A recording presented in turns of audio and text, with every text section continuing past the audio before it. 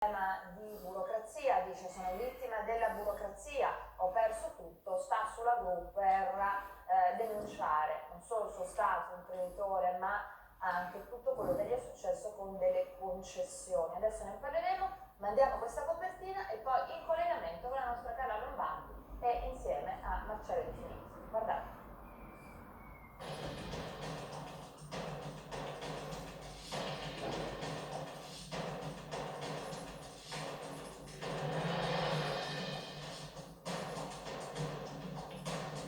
Sono sotto un temporale, l'acqua è dappertutto, no? È praticamente impossibile difendersi.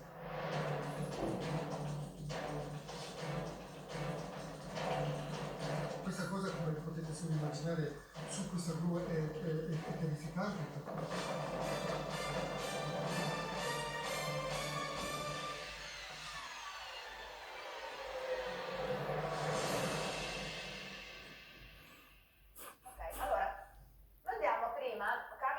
Sei collegata, Mandiamo prima questo, lo vedete questo video? Sì.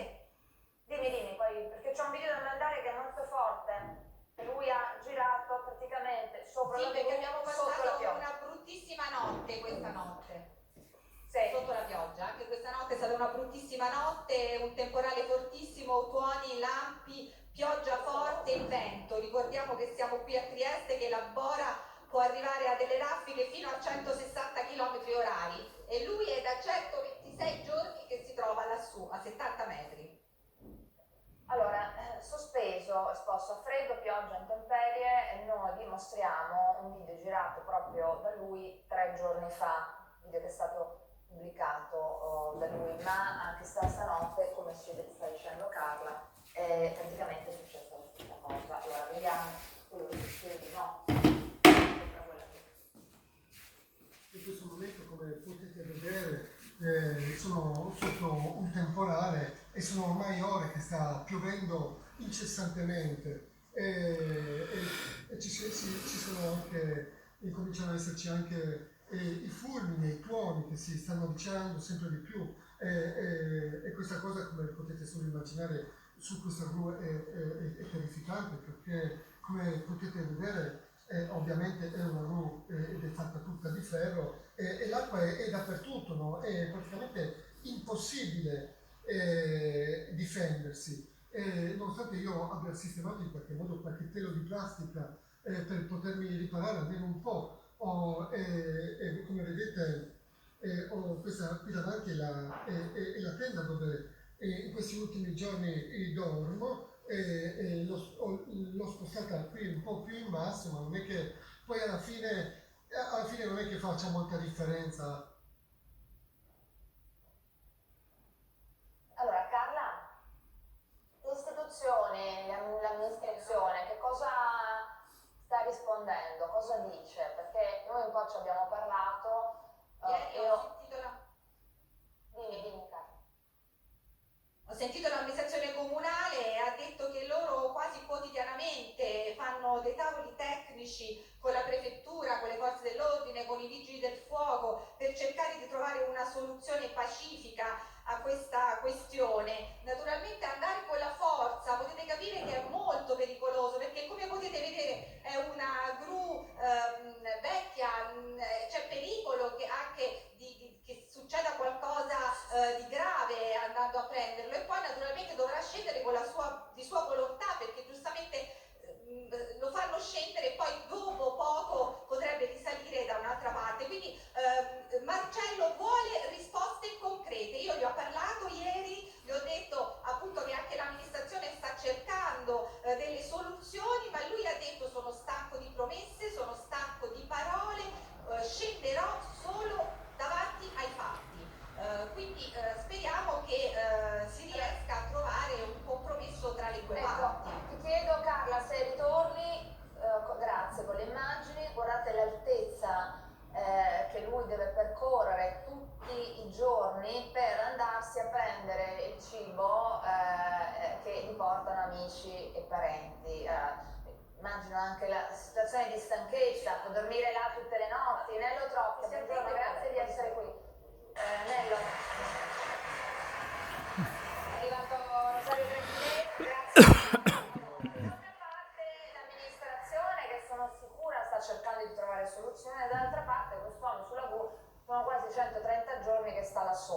ricordiamoci poi, perché guarda che questa immagine, non lo so, forse rischia anche di diventare, come dire, Sì, no, il punto è che è impensabile. Una fotografia, esatto, no? è impensabile dover estremizzare così, mettendo a rischio la propria incolumità, salutando. una condizione, no? Bisognerebbe trovare delle soluzioni e soprattutto neutralizzare quella situazione, cioè farlo scendere al più presto possibile e fare in modo che questi tavoli abbiano quantomeno uno sbocco e una risposta definitiva, positiva o negativa. Cioè l'idea che l'imprenditoria, soprattutto la piccola imprenditoria, perché lui era un concessionario balneare, debba, come dire, salire su una gru, era tra l'altro una pratica di protesta che spesso viene utilizzata anche dagli operai, ci racconta che in questo paese si è allargata la fascia della disperazione, no? E ha portato su una gru, una scelta assolutamente estrema, anche una piccola e media imprenditoria che spesso gli apparati pubblici dimenticano o trascurano, però subito bisogna farlo scendere, che è un problema enorme di questo tavolo, trasformiamo questo tavolo in un tavolo perché permanente. la sua protesta comunque è arrivata, poi noi lo diciamo sempre, non è che tutti possono salire su una gru per andare a combattere con le proprie problematiche di impresa quotidiane. Certo che questo, come state vedendo in diretta e testimoniando in diretta, cioè è ovviamente un atto forte, no? Anche nessuna cosa merita, anche la disperazione merita di mettere in crisi la propria vita e la propria esistenza. Non c'è giustificazione alcuna. Lo dobbiamo sempre dire in tutte le trasmissioni, anche quei casi disperati che si sono suicidati, piccoli imprenditori e via dicendo. Bisogna dire che assolutamente nessuno merita che la propria vita sia messa in gioco per questioni burocratiche, come in questo caso, ed altro ancora. Bravo Trifiletti. Eccetera.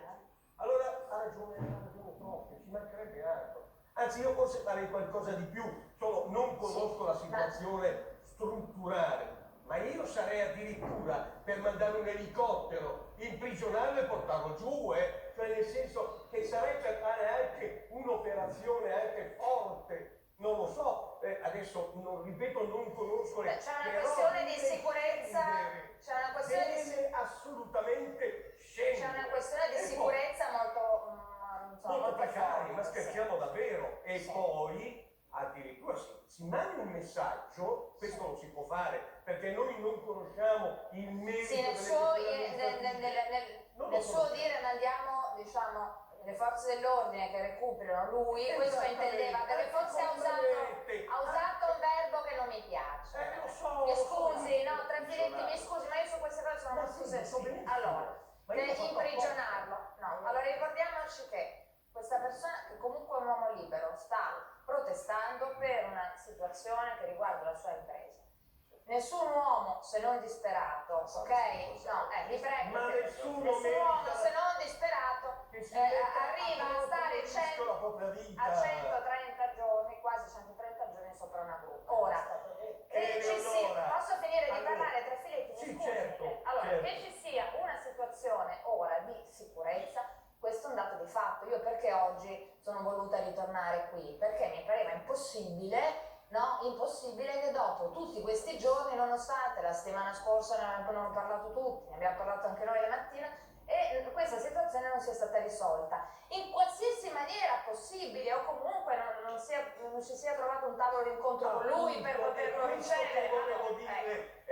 Ma non l'ha detto il prefetto, faccio un esempio, il prefetto di quel paese, di quella città, il prefetto si faccia lui il garante di un tavolo di discussione dove si vede chi ha ragione, chi ha torto, per la soluzione. Bisogna pretendere che lui sia presente, perché solo così riesce a far scendere la soluzione. Un tavolo permanente. C'è il tavolo, Trifiletti, lei non è informato però. Trifiletti, lei non è informato, il tavolo c'è. No, la sto informando io. Allora, il tavolo c'è un'attenzione da parte del prefetto, da parte dell'amministrazione, un'attenzione molto alta. L'ha appena sentito adesso Carla Lombardi, l'ha appena detto anche in diretta. Il problema è che non si trova una soluzione.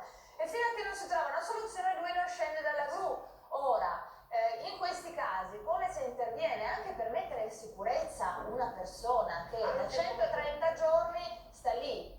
Chi mi risponde? Stefano, puoi parlare?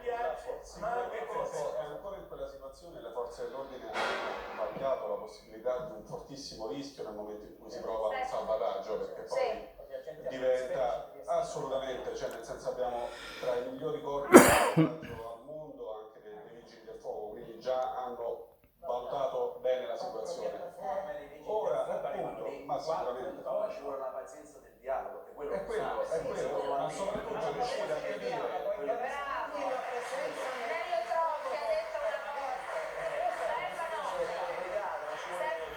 Stefano Zurlo ha detto una cosa veramente importante, la pazienza del dialogo, forse è quella che abbiamo perso tutti, no? Sì, la pazienza, ci vuole pazienza, però è indubbio che lui debba scendere subito da lì, perché è una situazione che espone lui a grandi rischi e che io temo più viene seguita giustamente da tutti, più diventa in qualche modo nella testa di altre persone un'idea da seguire, e questo qui porta allo slabramento purtroppo di un paese che è già in difficoltà, con il risultato che uno pensa che le soluzioni vanno cercate individualmente, non in una contrattazione, non appunto in un dialogo, non con pazienza. Io capisco che è facile parlare adesso seduti qua in uno studio e non in alto a 70 metri con dei problemi che ti angosciano da mesi, da anni, e con un orizzonte scuro e dove non vedi un futuro. Però non si può immaginare, purtroppo non si può immaginare che la soluzione debba essere cercata e trovata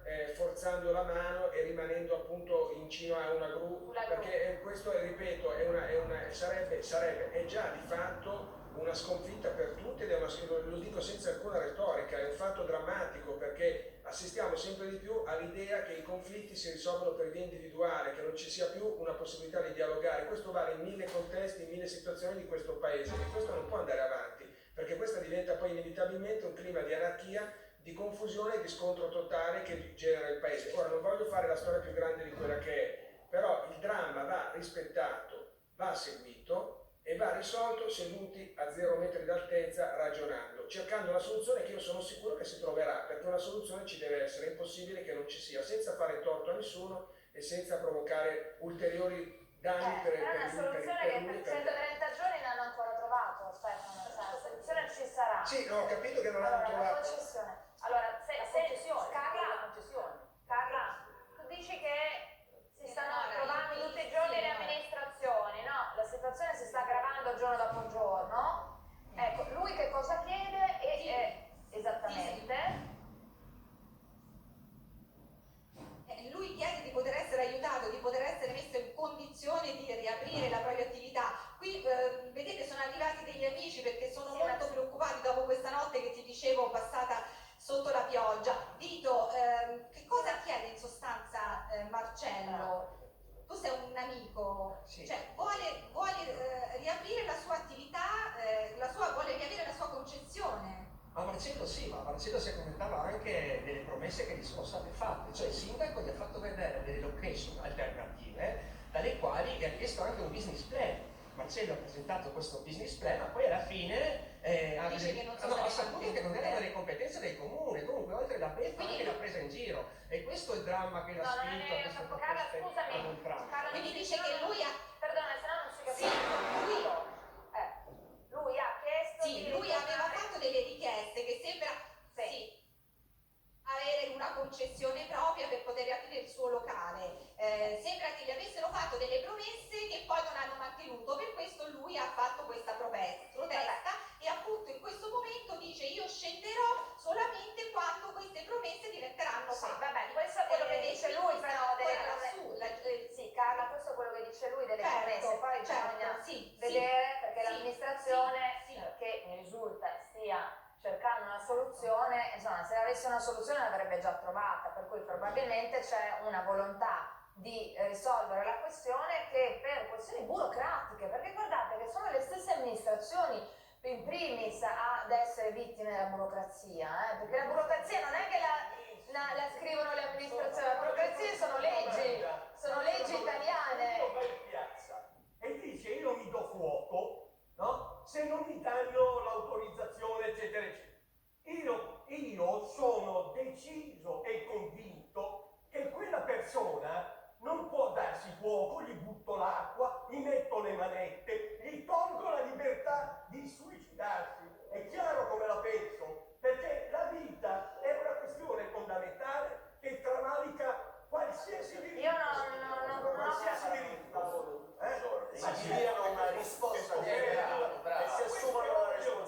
realtà comunque Eleonora abbiamo. Don Antonio. Io vorrei dire una cosa, qui rappresenta un fallimento tra cittadino e istituzione. Di fatto è così, perché se non va a 70 metri a manifestare i suoi diritti. I tavoli di sicurezza sono stati fatti, ancora non c'è la soluzione. Secondo il buon senso, sicuramente avranno fatto anche delle promesse a questa persona e può darsi che non le hanno neanche mantenute. Insomma, alla luce di oggi che è scoppiato questo caso, che comunque è diventato così di evidenza pubblica, e come la RAI, come Storie Italiane, sta dando evidenza, insomma bisogna trovare una soluzione. Chiaramente non può passare il messaggio che se non ottengo qualcosa io salgo sulla cruz. Questo messaggio non può passare. Però poi dire, per una concessione, sì, però per una concessione, Allora, chiaramente se l'amministrazione, Carla, questo lo dico, se l'amministrazione vuole intervenire in diretta, noi siamo in onda fino alle 11:55, ok? Per cui teniamo una finestra aperta con te e con questa immagine che comunque...